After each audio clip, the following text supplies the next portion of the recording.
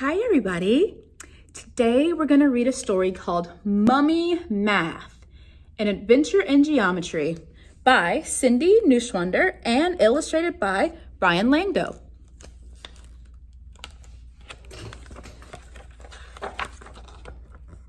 Woohoo! Cheered Matt Zills. We're going to Egypt. I want to explore pyramids and see mummies. I'm going to learn how to read hieroglyphics so I can unlock the mysteries of the tomb, said his twin sister, Bibby. Matt and Bibby's parents were famous scientists. Their family had been invited to Egypt to help find the mummy of an ancient pharaoh. Dr. Zagzig, the archaeologist, greeted them when they arrived at the site. The pyramid was magnificent. The tomb is a complete mystery, said Dr. Zagzig. We can't find the burial chamber anywhere. So the secrets of the pharaoh still awaits us, said Dr. Zills eagerly. Let's go.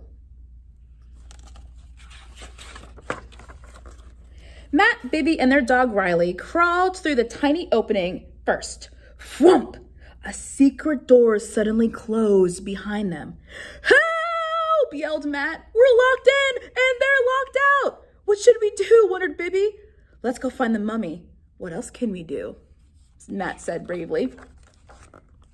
The walls of the tomb were covered with colorful hieroglyphics. What do they say? Asked Matt. Bibby read slowly. This king was called the pharaoh with many faces.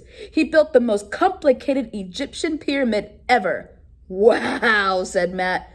Where's a tour guide when you need one? Look at all these geometric solids, said Bibby, ignoring Matt's jokes. Cones, spheres, cubes, cylinders, pyramids, tetrahedrons, and rectangular and triangular prisms.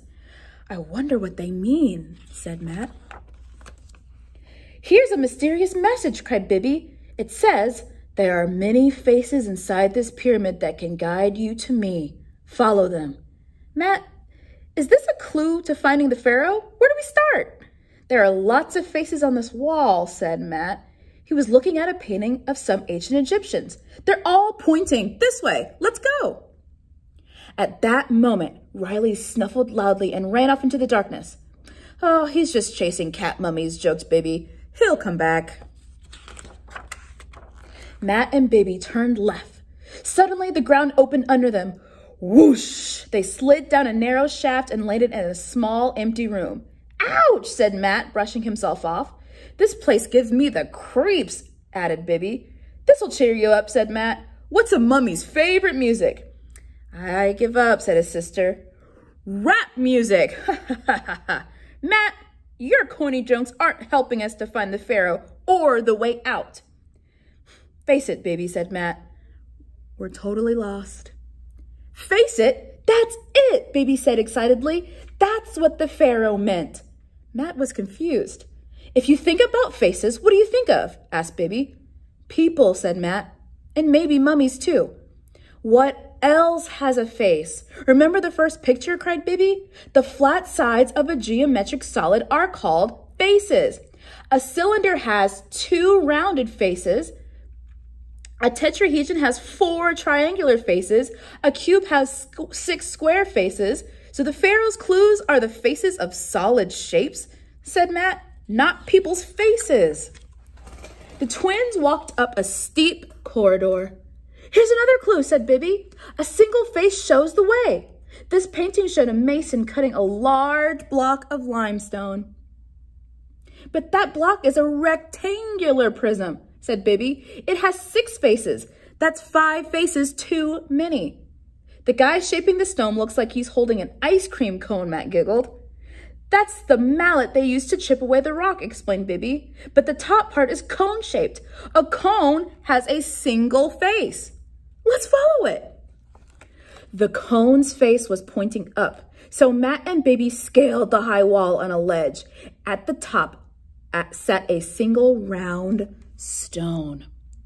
That looks like an ancient Egyptian baseball, said Matt. Workers used rocks like this to hammer out tunnels in the pyramid, said Bibby. It's a sphere, but a sphere doesn't have any faces we can follow. Still, the only way to go through this tunnel, said Matt, pointing to the opening in the rock.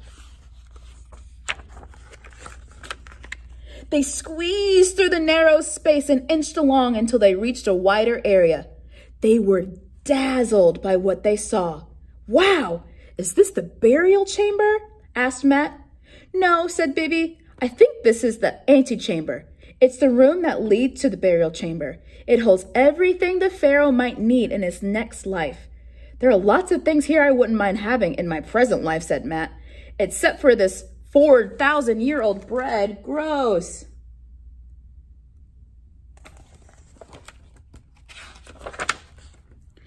They found the next clue on a piece of papyrus. Look for 6 identical faces, it said. "A cube?" guessed Matt. "Maybe this is it," said Bibby. She held her breath and lifted the lid of a carved wooden box. Matt laughed. "It's clean for the pharaoh. I guess he'd need that in his next life." Bibby giggled. A second cube-shaped box held the clue they were searching for. It led Matt and Bibby into a room with 3 gigantic granite towers. The first one was called a cylinder with a cone perched on the top. See? The second tower was a 5-shaped face triangular prism with a tetrahedron on the top. The third one was a pyramid on top of a rectangular prism. At the foot of each tower was a closed door. "Is the pharaoh behind door number 1, door number 2, or door number 3? Asked Matt, bowing and waving at each other.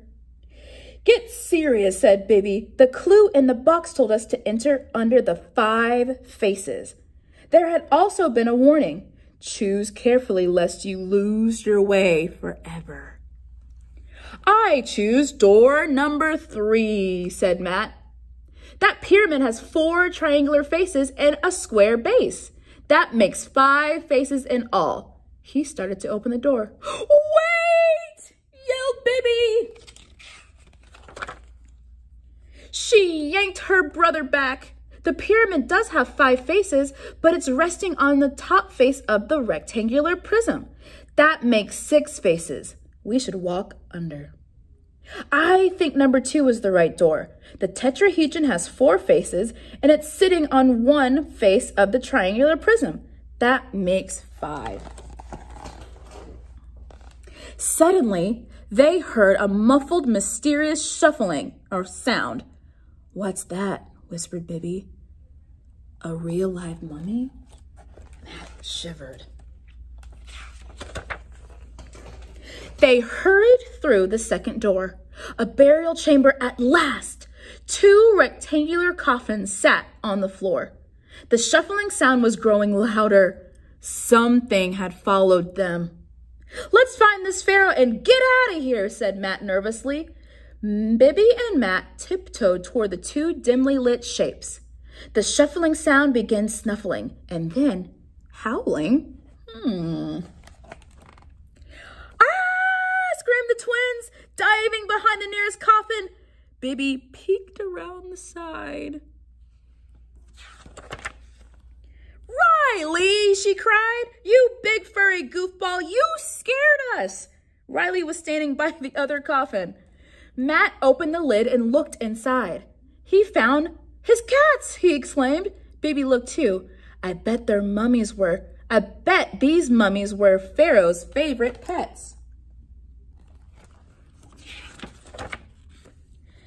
Then they opened the first coffin. Pharaoh's golden burial mask twinkled up at them. "This is the last of the Pharaoh's many faces," said Matt. "But not the last of his help," Bibby pointed out. "There's a map on the coffin lid to show us the way out of this 5-faced mountain of stone." Matt grinned. "Awesome. Let's go and report back to Dad and Mummy." The end. Goodbye.